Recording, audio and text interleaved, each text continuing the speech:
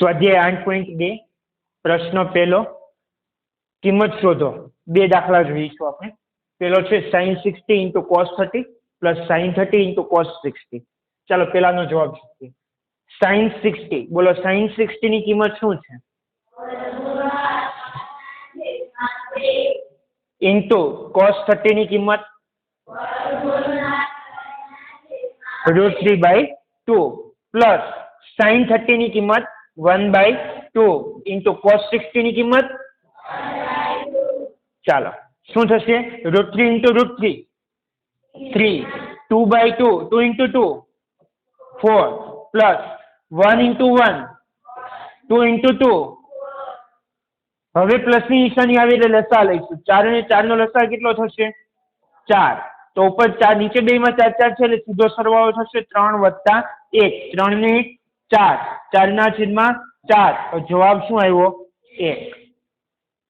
સાવ સહેલો દાખલો. રકમ બહુ મોટી હોય જવાબ નાનો અમથો હોય, 0 અથવા 1 જ આવશે મોટા ભાગે. તો એવું જ આવે એવું જરૂરી નથી. જોઈએ બીજો દાખલો એટલે તમને ખબર પડશે. ચાલો શું છે? 2 tan square 45 plus cos square 30 minus sin square 60. જોયો કઈ રીતે દાખલો બનાવશે. 2m tan square 45 tan 45 ની કિંમત ખબર છે કેટલી? 1. અને એનો સ્ક્વેર છે એટલે અહીંયા સ્ક્વેર કરવાનું ભૂલવાનું નથી. ખ્યાલ આવ્યો? Plus cos square 30 cos square ની કિંમત શું છે? cos 30 ની કિંમત શું છે? √3/2 આનો સ્ક્વેર છે એટલે સ્ક્વેર કરવાનું ભૂલવાનું નથી. માઇનસ sin 60 sin ની કિંમત શું છે? sin 60 ની કિંમત √3/2 એનો પણ શું છે? સ્ક્વેર. સમજ પડી?